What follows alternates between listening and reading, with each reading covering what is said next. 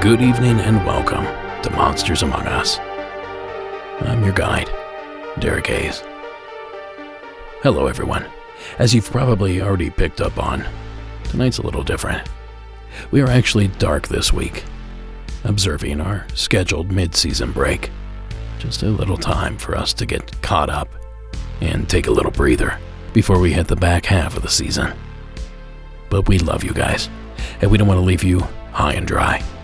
Now, while I'll be back next week with a brand new installment, for now, please enjoy this Beyond Unlock, Season 14, Episode 16, The Beyond, which originally aired as a Patreon exclusive on January 5th of 2023. Enjoy the bonus material, keep it spooky, and I'll catch you all back here next week. Until then, for Season 14, Episode 16, The Beyond. So let's get this thing started. Beginning with Marcos, over in New York. Hi, my name is Marcos, and this is a story of a sighting of little people that my younger brother had in Mexico. It was around the mid to late 2000s. He was walking back from school. He had to go to school a long way from home. It was an evening, like around 3 or 4 in the afternoon. He had to stay late for after-school activities. And once he got out of school, he decided to take the long way home. He had to go through a forested area. Once in the forested area, he decided to just listen to nature while walking and enjoying the moment. But once he heard that the bird singing wasn't the same, it changed. It sounded like it was a person, or it sounded fake. He looked around. He thought he was going to get robbed because he was in Mexico. He thought he was going to be attacked by highwaymen, basically. Once he heard that, he decided to run. He ran as far and as fast as he could. Once he couldn't run anymore, he decided to start walking again. And like a minute had passed, and he had passed by some trees. He heard again that weird whistling, which sounded fake.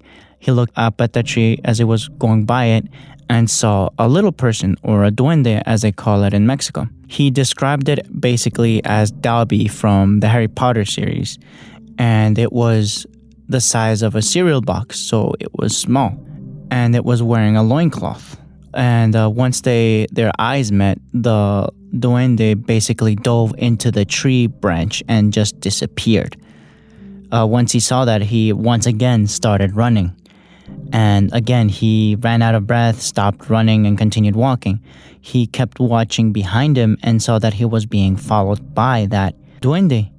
He could tell that it wasn't concealing completely his presence. It was just occasionally jumping from bush to bush or branches in the tree line, and he just was behind him, not super close, but still behind him. My brother was, of course, scared and just continued walking because he couldn't do anything else. So he eventually reached a stream.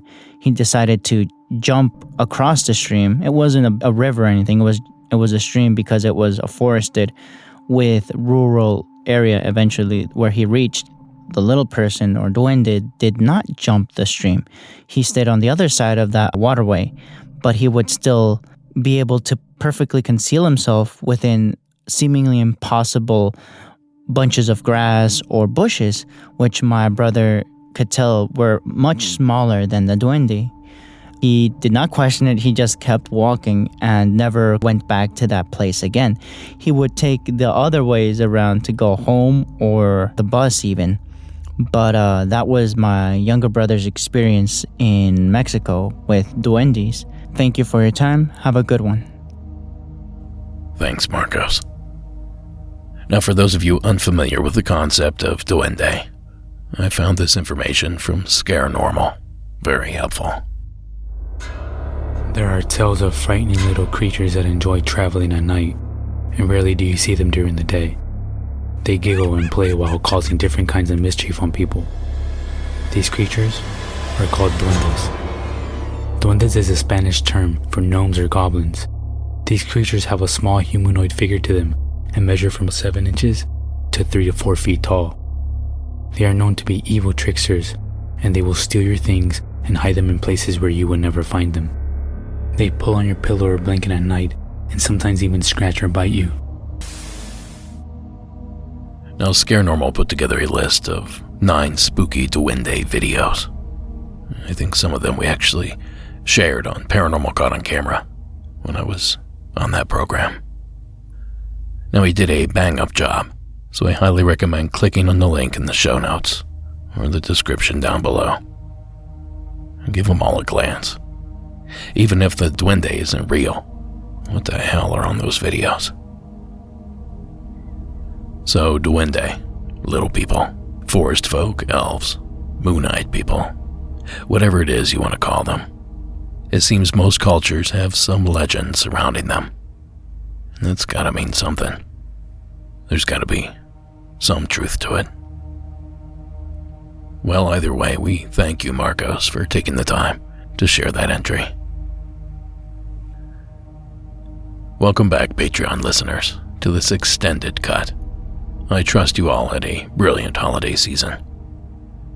Well, I'm personally happy to have the holidays behind us. For us here at the studios, we worked through most of the holidays, so trying to squeeze out an extra day or two to celebrate causes chaos later down the schedule. But we do what we can to make it work, and we do what we can to bring the spooky. And as promised on last week's special episode, tonight we're going to burn the midnight oil, so to speak. So let's get another story rolling, shall we? This time, from New York State. Dwayne, welcome to the program. Hi, Derek. This is Dwayne. I live in upstate New York. This happened back in 2003, about late May, early June, I think it was. I was moving back up here from California due to a job, and I was passing through Interstate 80 going east through Nebraska, and I happened upon a convoy of military vehicles, and I wanted to get around them as soon as possible, so I went around them. There's 3 Hummers in the back with a guy at each turret mounted on the top, and there was like a cargo truck, and then 3 Hummers in the front with guys at turret. And as I was passing, I happened to look up in the air, and there was a black helicopter flying around in circles. I don't know what it was, but it's been with me all this time, and so I don't know what it might have been, but it was awful suspicious. Thanks for your time. I love your show. Bye. Thank you, Dwayne. You know, when I was a kid, the black helicopter thing seemed to be a bigger deal than it is now. And I think I might know, at least for me, why that was. When I was a kid, maybe 10 or so, during the summers, we would often spend most of our time alone. My dad was at work. My mom worked a late shift, so she was probably asleep. We would just be messing around in the back 13 acres. Well, one summer I recall a large black helicopter showing up. And this helicopter was different because it would hover about maybe 100 feet above the tree line, which was only about 75 feet itself. Now, at first it was just one, but after a while we would see and hear others crisscrossing through the countryside. Now, we always thought it had something to do with UFOs, aliens. Maybe they were looking for an escaped creature of some sort. But as I eavesdropped on adult conversations, I quickly learned that it was probably the DEA searching for illegal grow operations in our countryside area. But still to this day, I can remember seeing the pilots' faces. That's how close these helicopters were to us. And this is once or twice a week for 2 or 3 summers in a row.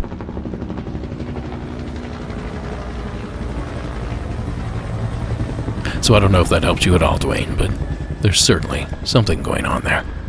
And as you guys find out when Shadows in the Desert finally releases, we had a run-in there as well. So until then, we'll shelve this topic. And we'll thank you, Dwayne, for sharing your entry. Well, now seems like an appropriate time to start talking Ouija boards. Please join me in welcoming Emma to the program. Hey there, Derek. I've been calling in a slew of stories as they've been coming to mind. I've been an avid listener to your show about the last 6 months, and it's definitely inspiring to hear how many other folks have weird stories, and it's been a pastime between my friends and I. One of us will start, and we'll just slowly make it around the table and hear everyone's weird experiences. But this is one of the first experiences I ever had in South Georgia when I was about 15.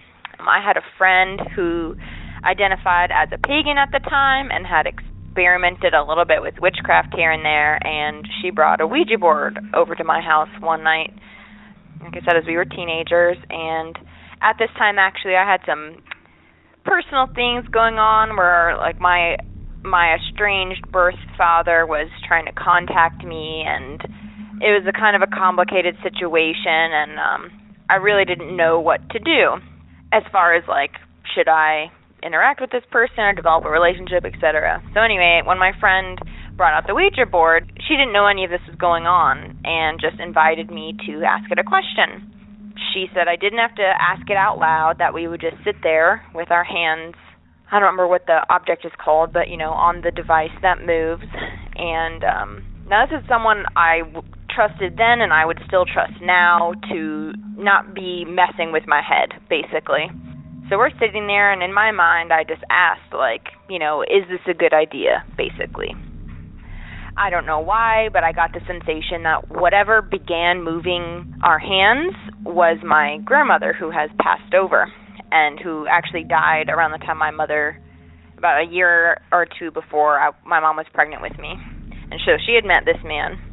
So the Ouija board spells out 3 letters. As I said, my friend did not know what was going on, but the letters were the initials of my father. What was weirder is that he had started going by a different first name, and it included that name. It was like the name he was going by, then the letter of his actual first name, and the letter of his last name. And it very quickly said no and goodbye. It was so fast. It was, maybe the whole experience was about 2 minutes, and it really freaked me out, actually, but also, I don't know, I took the advice. Like I said, it felt like my grandmother, I want to use the word sinister, but more warning. It felt like she was warning me, like this wasn't a good idea. We tried to, ask other questions, and the board wouldn't do anything, which also made me feel like my friend was not messing around with me, because to her, she thought it was just nonsense, and I didn't tell her that I felt like it was telling me something, because I didn't believe this board would do anything. I really thought nothing was going to happen. So just that randomly popped into my head while I was listening to your show today, and just wanted to share it. I haven't heard a lot of Ouija board stories necessarily, or even trying to contact the other side. So hope you can use this. Bye. Thank you, Emma. It's a planchette, the little board piece you're talking about. Everyone seems to forget what that part is called. But as for Emma's story, is that an eerie coincidence or a sign from beyond? Regardless of all that, we thank you, Emma, for taking the time to share your entry. It's always fun to have a good Ouija board story. Father's Day is right around the corner and you haven't gotten your dad anything yet. Well, don't worry. That's where the sponsors of tonight's show, Manscaped, come in. They're the best in men's grooming and have plenty of awesome products to keep your dad feeling fresh this summer. And dare I say, aerodynamic. Head on over to manscaped.com and use code MONSTERS for 20% off plus free shipping. Last Father's Day, I got my dad the Weed Whacker 2.0 nose and ear hair trimmer, and I'm here to report that he was happy with his gift. And now he can maybe hear just a little better. And I'd say the same thing about myself because I have one as well. So my nose hairs are sure to stay in check. While I'm on topic though, the Weed Whacker 2.0 is the best nose hair trimmer on the market and makes the perfect gift for your pops. Manscaped is the only men's brand dedicated to below-the-waist grooming, and their Lawnmower 4.0 trimmer is also awesome. It has advanced skin-safe technology to reduce grooming accidents, and the 4000K LED spotlight helps you get a more precise shave. Now, Manscaped also carries everything from cologne to beard balm, and a foot deodorant to groin wash, and their box sets make gift-giving even easier. So get 20% off with free shipping at manscaped.com by using code MONSTERS at checkout. Show your dad some love with a gift from Manscaped. Now, as always, supporting our sponsors supports the show. So thank you for listening. And back to that strange buzzing out in the yard. Now it's time to change things up once again. Kelsey from Pennsylvania. Welcome to the program. Hi, Derek. My name is Kelsey. I'm from Pennsylvania.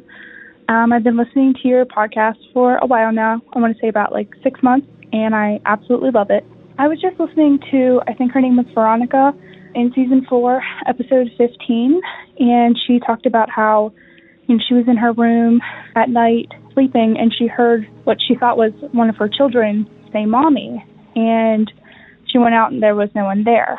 Well, I had a very similar experience happen to me. I want to say it was about 2 months ago. So my niece stays with me throughout the week for virtual school with the pandemic and everything, and her parents have to work. So on the weeknights, she stays with me and my fiance. We lived in an apartment at the time. We have since moved. Like I said, we lived in an apartment. She has her own room. She is about 7 years old. So, she stays in there. She's a very good kid. She doesn't usually bother me, but sometimes in the middle of the night, she needs a drink or something like that, so she'll wake me up. And she calls me Kel sometimes. So I was sleeping in bed. My fiance was next to me. He was out cold. And I was sleeping, and I heard a whisper of, "Hey, Kel." And I thought it was my niece saying that, that she needed something. It was just a little whisper, faint little voice, sounded exactly like her. And I woke up, I looked around, she wasn't there. I went and checked in her bedroom. Her door was shut. I woke in, she was sound asleep. Like I said, she's a good kid. She doesn't normally bother me. She doesn't play pranks or anything like that. So I was pretty startled that night, and I don't have an explanation for it. I mean, I suppose I could have been dreaming and woke myself up, but definitely didn't feel like that. It sounded like I heard my name. So, yeah, I just thought I'd share that. Thanks again for your podcast. I really love it. I listen to it all the time. Thanks. Bye. Okay.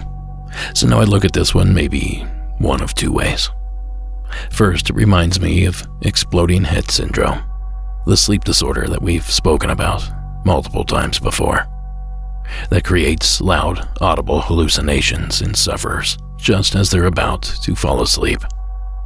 Now, sometimes it's a boom or a crash, hence the name exploding head syndrome. But it can also manifest in other familiar sounds, such as closing doors, beeps or alarms, and even human voices. So in theory, it could have simply been that. But on the other side of that creepy little coin is the phenomenon known as mimicry. Children do it. Parrots do it. And some say Bigfoot even does it. And according to many investigators and experiencers alike, ghosts seem to do it as well. Truth be told, I have no idea, but I sure loved hearing the entry. So thank you again, Kelsey, for taking the time to share with us. Now next up, we make our way to the Smoky Mountain region of Tennessee, where James is waiting with the story. Hey Derek, this is James. Big fan of the show, listen to it every day. I'm actually at work right now. This is actually a shadow figure story, and I don't really tell a lot of people about it, but something's kind of been pulling me more towards saying it and kind of mentioning it. I was actually camping with my best friend and my grandparents. We had gone out. I don't exactly remember what park it was, but I do know this was in Tennessee. That the campground took place. I do know that much. But it was during the day. It was during the morning when we were leaving. So it was freshly in the morning. We'd woken up and we wanted to go out into the woods to check our ghost trap. That in itself is a whole other kind of kid story. And as we're kind of going back there looking around, I see kind of what looks like a figure dart behind a tree. Very tall, very slim, very fast, like very, very fast, like blink of an eye fast. But as I see it, I kind of readjust, thinking maybe, if my mind is kind of messing with me. So I kind of sit there and I look at it, and I see it again. So I blink again, and I'm kind of continuously trying to adjust to make sure that I'm seeing what I'm actually seeing. And I end up seeing it for a third time. But all three events, it felt like it was purposely waiting on me to look at it again, to be able to let it know that I knew it was there, and it would dart behind the tree, closer towards us, which was really freaky. But not only is this an event where it was a shadow figure, it felt like either the woods were being commanded by it, or that the woods were working in unison with it, because when we had gone back to check out, I'm kind of getting goosebumps talking about it, we went over a small fallen over tree, very small, and we had a branch laid alongside a very big stone, or a very big fallen over tree. So when I see this figure, I tell my buddy, I say, run, and he of course doesn't see anything, he doesn't know what I'm talking about. So I have to physically grab him by the shoulders, 180, spin him around, and push him. And as I'm pushing him, and this is a straight line back, straight line into the woods, straight line back. So all we did was run in a straight line. But we only crossed over the small tree, and the bigger tree that had fallen over was right next to us. But when I had spun him around, it was like the big tree had instantaneously gotten behind us. And so we had to crawl not only over the small one where we could jump over, we had to physically climb over that big one in order to be able to run back. And it was a very, very strange situation, all in all, especially seeing as how it was in the morning, it was during the day, and I didn't see this thing at a continual pace. I saw it 3 different times. Each time it progressively got closer and closer. And afterwards, whenever I'd get up for school in the morning, if there was a mist, I would always see like a shadow figure of a cat or something to kind of cross the yard. And as for the actual figure itself, in terms of how I felt, well, yes, I was afraid. I wasn't so much afraid for me, just more of a fear in general of just not knowing what it was.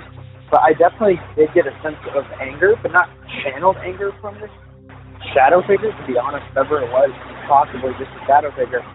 I didn't get a sense of directed anger, more of just a sense of, almost similar to the sense that, like when you're a child, when your parents put you in time out, how you're mad that you can't move, or like leave the corner, or like leave your room, almost kind of like that type of mad. Like it was an anger where it felt like it was stuck there, and I firmly believe that my experiences after that with the shadow cats and shadow dogs and things like that I saw in the morning before school in the mist, I firmly believe that figure had attached to me just to escape from the woods, which was definitely a very, very strange kind of feeling.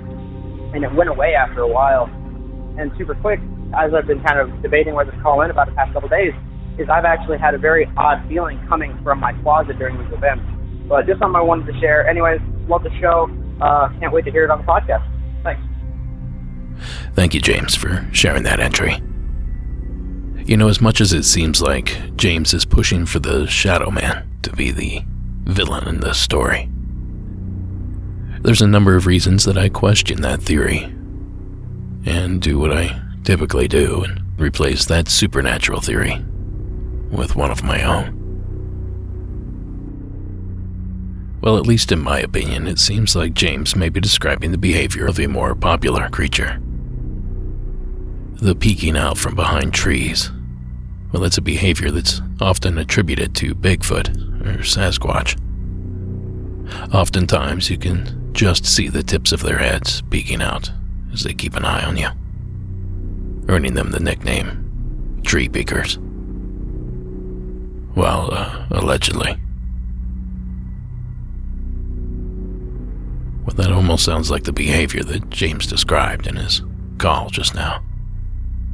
And the fact that the figure is all dark, all black, well, that certainly helps my cause. And just for a little validation, I bounced on over to the BFRO website and checked out their database for the state of Tennessee. There's at least a few dozen reported sightings over the past 25 years or so. And a few of these counties are somewhat heavy hitters. Campbell County with 3, Cumberland County with 3, Dixon County with 4, Hickman County with 3, Lawrence County with 3, Monroe County with 3, Rutherford County with 3, Sumner County with 3, Tipton County with 4, and Sevier County, I think that's how you pronounce that, along with Wilson County, coming in with a whopping 6 sightings. My point here being that there may or may not be Sasquatch in the volunteer state. Now, I did some digging trying to find some news stories or some information on tree peeking. We kinda come up dry. But I did find something that I was reminded of that I saw back in October. It's a Bigfoot sighting, filmed in the state of Tennessee. A town called Baxter, to be specific. And it was posted on YouTube back on October 26th of 2022 by a man named Clay Shiner. The description that he gave simply says, Bigfoot filmed on my friend's property by Daniel Whitehead, my friend/property owner, in broad daylight, just inside the tree line. And since this isn't a visual medium, I won't spend a ton of time on this video. But I will say there's an attribute here that's striking. Now, it's just as Clay said, it's a dark figure, humanoid in shape, just inside the tree line, backlit by the setting sun. And the creature kind of shifts back and forth, adjusting its weight from one leg to the other. And that's when it reaches out with an exceptionally long, ape-like arm and grabs the tree next to it and pulls its body over. Now, having worked with special effects and making my living as an artist, I can see how this could be faked. But if it is, it was certainly clever of them to include that detail. So anyway, pull over the car, stop jogging, or stop making dinner, whatever you're doing, and check out this video. You can find the link in the show notes. Let me know what you think.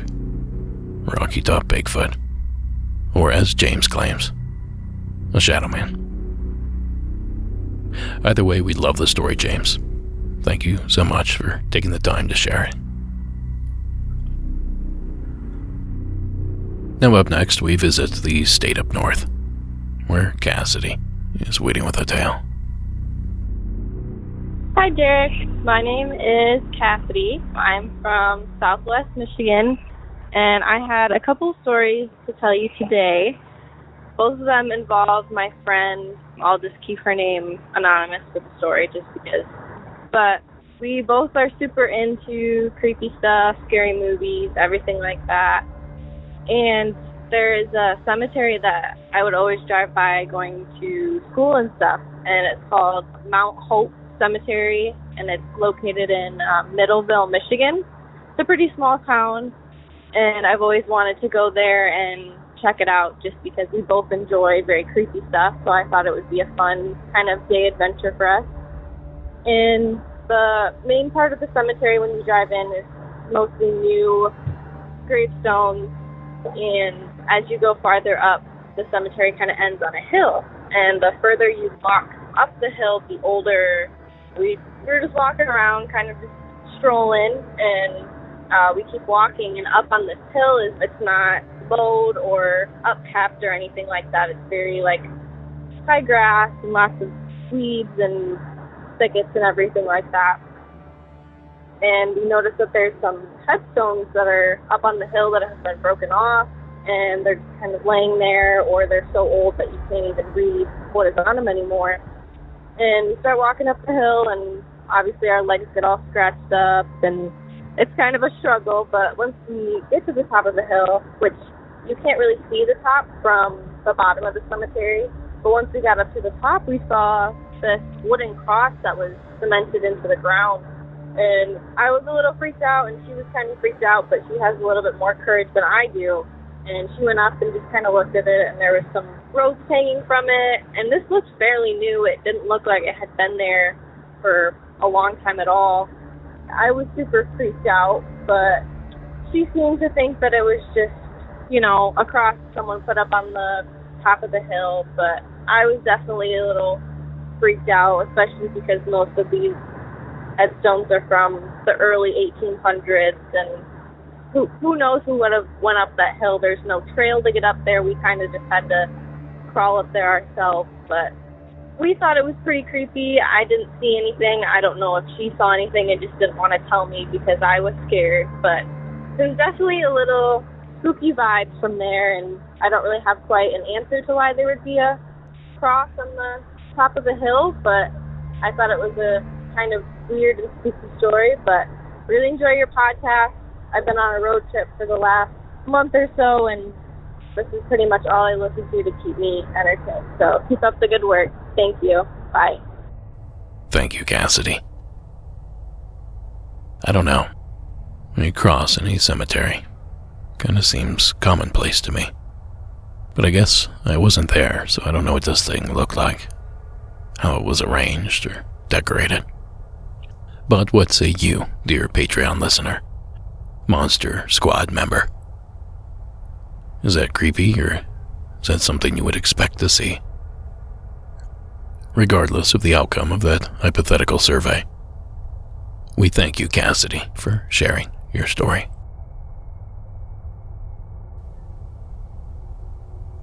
Now let's once again explore an aerial mystery.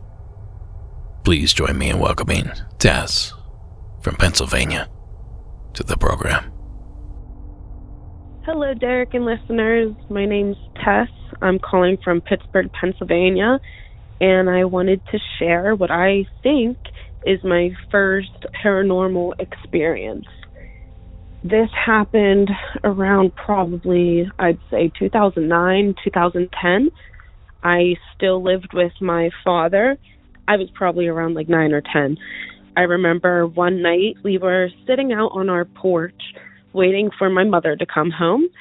I always loved looking up at the stars and the sky. Whenever I was younger, I would name the stars and just say those were my past relatives looking down on us. So I was always one to be looking up there. I remember we were sitting outside, staring up at the stars, just talking about things, making my dad tell me stories, old stories of him and his family. And then that's whenever I saw this really bright light moving, and I thought it was a satellite because I always try to look for those things. So I thought it was a satellite. It was going at the same speed. It was going in a straight line. I made my dad look up, so we were both watching it, and all of a sudden it stopped.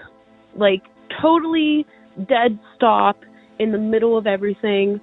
And I nudged my dad, and I'm like, oh my God, it stopped. Do you see that? And he's watching it the same with me. And next thing we knew, it did a little circle, like a U-turn, like how a car does a U-turn. That's what it did. And it started going back in the direction that it was flying from in the first place. I was definitely spooked because I looked at my dad, and I was like, that's not an airplane. And he looked at me and he said, no, airplanes don't stop and turn around. And I was like, and that's not a shooting star? And he said, no, not a shooting star. Shooting stars don't stop and turn around and switch direction. Well, whenever he said that, I was totally freaked out. I looked at him and I said, okay, we're going inside now. Like, I was terrified.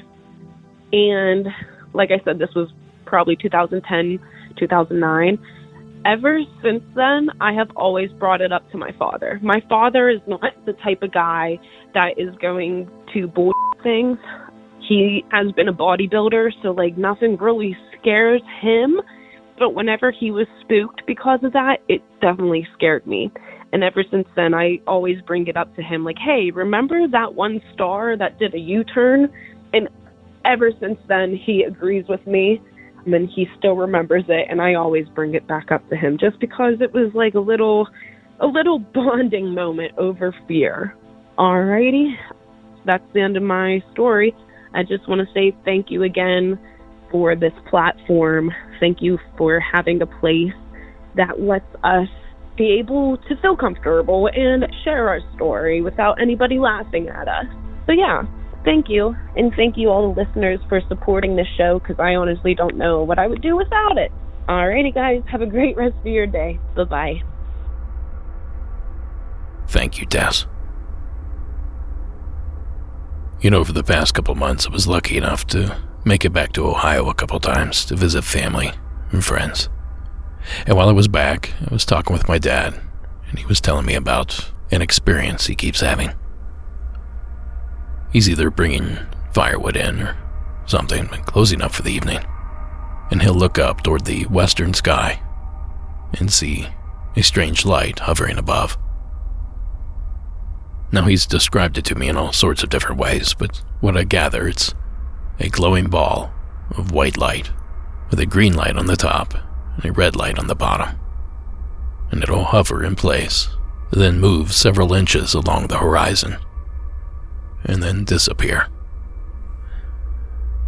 Now, according to him, this thing has been back several times over several months.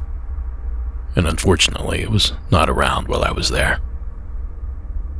But Dad did catch some video of it, and I will post that in the show notes to this episode, so you can have a look and see what you think. And I already ran through most of the obvious explanations. I got him to download the Skyview app, and he claims there's no celestial object in that area at the time. Due to the movement, it's not a plane. It's probably not a helicopter. And where he lives is fairly rural, so I can't imagine there's a whole lot of drones flying around either. But here's the interesting part. Tessa's phone call came from western Pennsylvania, somewhere in the Pittsburgh area, which is only about an hour and 25 minutes from where my dad lives. And of course, her experience happened a dozen or so years ago, but I thought the two were too similar not to bring up. So there you go, Tess. I know at least one other person that's experiencing something similar. Thanks for reporting what you saw.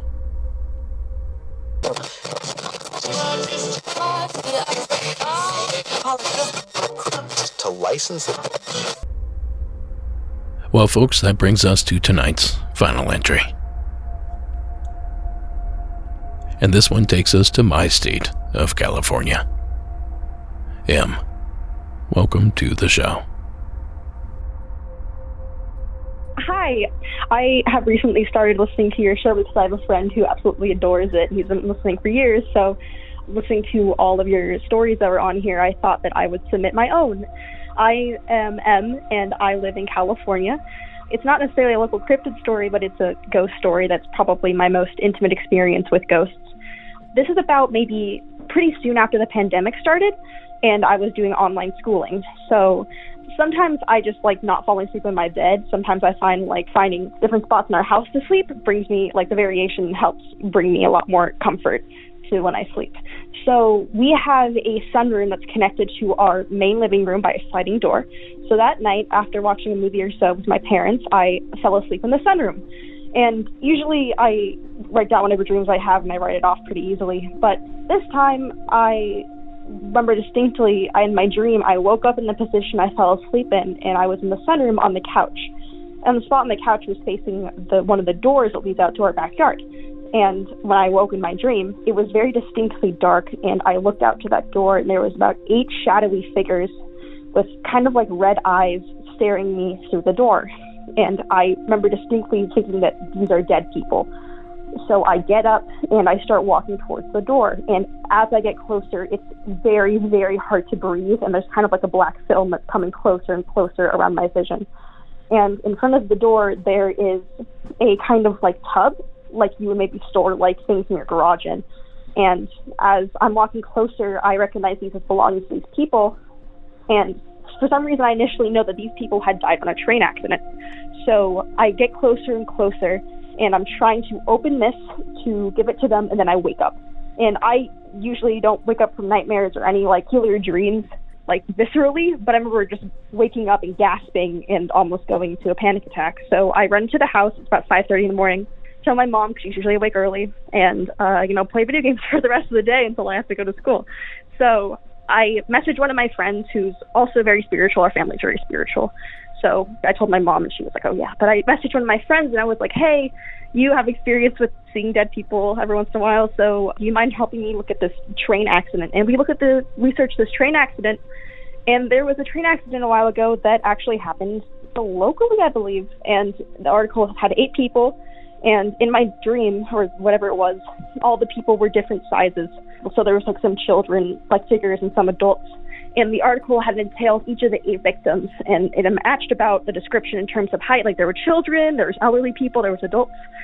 So I'm a little freaked out, but I was listening to your podcast, and I figured that I would maybe share this. Not something super, I guess, outstanding or unique, but it reminded all these ghost stories encouraged me to share mine. And I wanted to find the article again so I could reference it, but the particular article that I had found I could not find.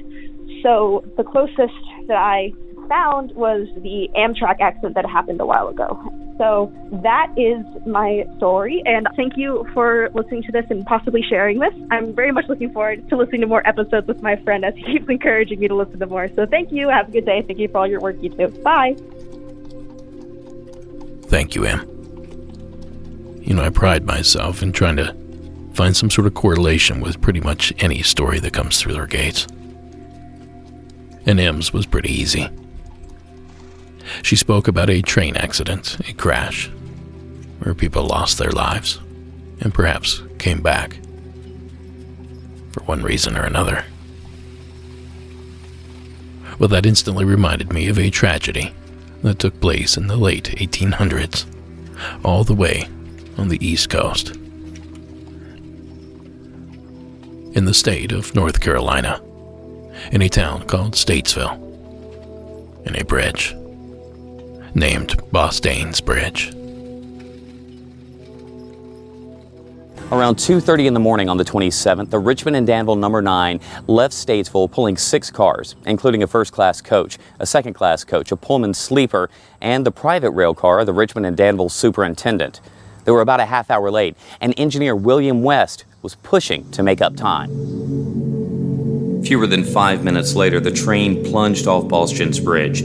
Estimates were that the train was traveling at 35 to 40 miles an hour when it caromed off the 60-foot-high, 5-span brick structure. The sleeping car traveled 153 feet through the air before hitting the ground.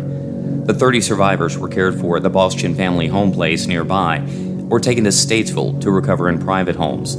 The dead were taken to a nearby tobacco warehouse for identification. NCPD says thousands of onlookers arrived at the scene of the tragedy in the following days, viewing the wreckage from the bridge or going through the debris below. Now battered and beaten, some of the survivors managed to walk the mile or so back to Statesville and arranged for help to come dig out any remaining survivors. And many reasons were tossed out as to why the accident took place. Some claimed speed was a factor. Others claimed that the railroad was in disrepair. But the most popular legend of the time, and I believe people were actually prosecuted for this, was that vagrants that were staying beneath the bridge stole spikes from the track, causing it to come loose, pushing the locomotive and the passenger train. dozens of feet below. Now, of course, any story like that, and like M's story, well, there's going to be some paranormal repercussions. Then came the reports of ghostly sightings. Now, as legend has it, it was exactly 50 years after the original train wreck. A woman was waiting by her broken down car near Boston's Bridge. Her husband had gone to fetch a mechanic. It said that she heard the sound of a train going off that bridge, including the blood-curdling screams of the passengers aboard. And when the husband and the mechanic arrived, they searched the area and found nothing. Later, the couple arrived in Statesville and they were told about that train crash 50 years earlier. It's said the woman fainted. A year later, a husband and wife, along with her young nephew, stopped to see the bridge. The woman got her foot tangled in a rail tie, couldn't be freed, and fainted as the train approached. Amazingly, all three laid flat near the edge of the bridge and escaped injury. A book of ghost stories published in 1970 further established the legend, and ghost hunters began examining the site. In 2010, a group of a dozen paranormal researchers on the 119th anniversary of the crash were on the bridge when they thought they heard the ghost train approaching. Initially, they didn't run. As it turns out, what the group had seen and heard was an actual Norfolk Southern train. Realizing their mistake, they ran across the bridge, trying to make it to the other side. Most made it to safety. One woman narrowly avoided death. She was pushed by her boyfriend 40 feet off the bridge. She survived. Her boyfriend didn't. Now, those clips courtesy of the North Carolina Transportation Museum. And like we discussed earlier with the black helicopters, we also have a sweet little train ghost story in Shadows in the Desert that I cannot wait to share with you guys. So stay tuned for that. We're trying to get this out to you as quickly as we can. And thank you, Em, for bringing up the train tragedy. As awful as the accident was, the ghost story that follows is quite interesting. And I think that's going to do it for this extended Beyond episode.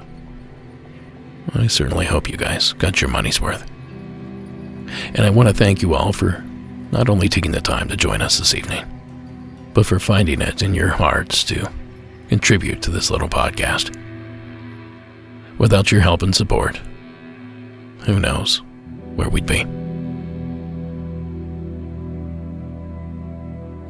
Monsters Among Us Beyond is written and produced by me, Derek Hayes. Additional support is provided by Sarah Carter Hayes and Addie Lloyd. All media used in this production is done so under the protection of fair use. And the terrifying score you heard this evening, well, that's Iron Cthulhu Apocalypse, Co.AG Music, and Carl Casey at White Bat Audio. Thank you all for listening. Thank you all for tuning in. And thank you all for being so damn great. Keep it spooky out there. And I will catch you guys next week. Have a good night.